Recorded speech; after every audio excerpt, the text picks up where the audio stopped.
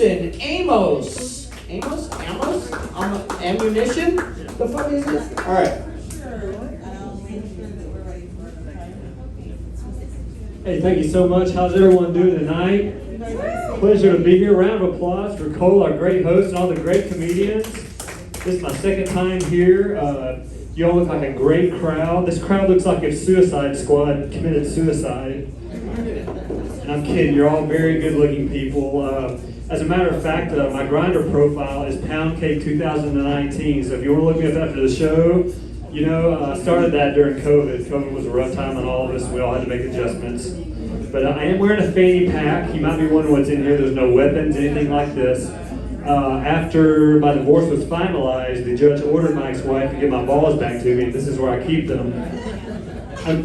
Until I can afford to get them surgically reattached. By the way, is there a ball surgeon anywhere in the audience tonight by chance? Anyone? Preferably a very calm and relaxed ball surgeon.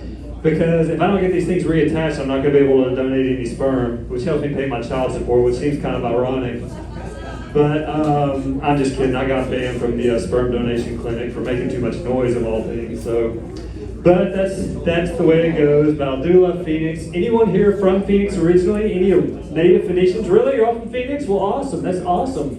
Hello. Tell me, have y'all ever driven under 100 miles an hour in your life? Out of curiosity, because I fell below 100 miles an hour on the way over here, and everyone was blaring their horn at me, but I am trying to fit in. I ripped the front bumper off my car to help, because I didn't want to have like the front and rear bumper look like an aristocrat.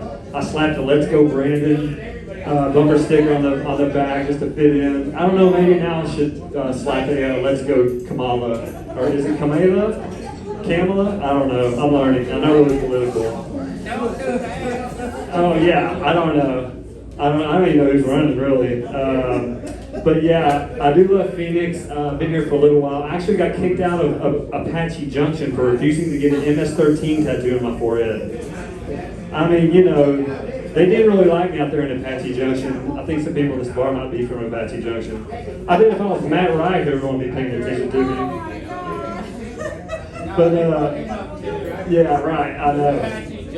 Oh no, yeah, Apache Junction. I actually got kicked out of MS-13 for refusing to get an Apache Junction tattoo on my forehead. But I do love Phoenix. I really do. There's a lot of pros and cons for living here. What do y'all think is an advantage to living in Phoenix? What's a pro?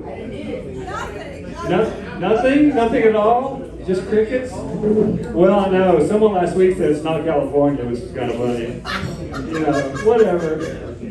How about there's a lot of beautiful women here?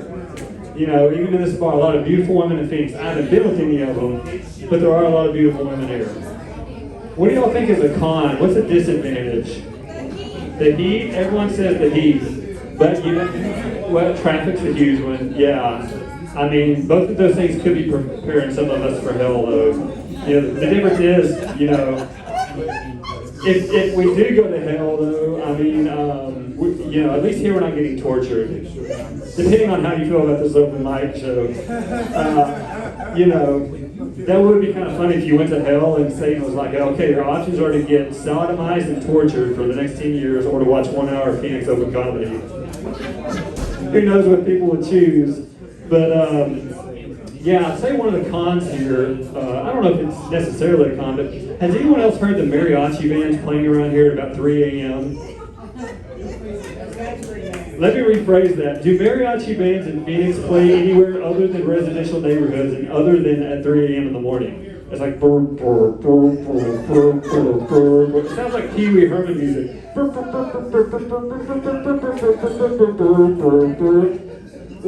up with the tuba guy in the mariachi band? Is he like the bad boy of the group? Yeah, he's like the Slash of the mariachi band. And last Christmas Eve, I looked over my fence and he's over there just blaring. Little kids rapping on my windows trying to sell me chiclets. But anyway, if y'all hadn't figured it out, I've been through a divorce. Anyone else been through a divorce in here? Really? Oh, hey, a couple of born-again human beings just like me. No offense if you're married. And, you know, by the way, marriage is not the same as prostitution. Don't let anyone fool you. It's got no similarities at all. But, Yeah, I mean, it's pretty rough. I had to take an anger management class. Has anyone else had to do that? Yeah, you had to take an anger management class. It's crazy because you read the book and you take the class and they're like, it's not okay to be not okay. And so I had to sit there and explain to the judge that the reason I called my ex-wife a fat redneck C word was because I had an amygdala disorder.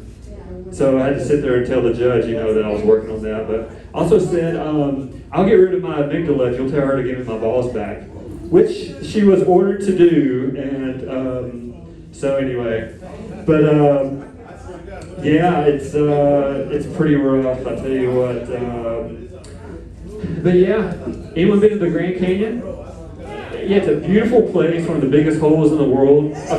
It really is. Of course, the biggest hole in the world does belong to my ex-wife. As a matter of fact, TripAdvisor named my ex-wife one of the top 5 tourist destinations in Arizona. And I'm not bitter about the divorce, but it is pretty rough dating out here. Anybody on a date? I don't want to put anyone on the spot. Usually, almost nobody raises their hands. Maybe it's just embarrassed, I don't know. But I just broke up with a stripper. Her name was Rhonda. Everyone called her Three Blue Chews Rhonda, and I don't know exactly why, but everyone else said she was built like a brick shithouse, which means she was kind of dirty, she was a little bit smelly, and but a lot of guys felt better after using her. But anyway, y'all, man, it sure did get quiet in here. I was gonna say keeper. All right, yeah. Well, I'm glad y'all got quiet after that. But, I'm pretty used to that with rooms getting colder than my ex-wife's labia piercing. But y'all, listen, I love you all. Again, my Grindr profile is Picklejar 2019.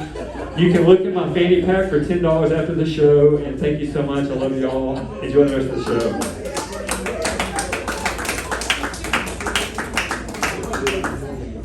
Jason Amos. Good Lord.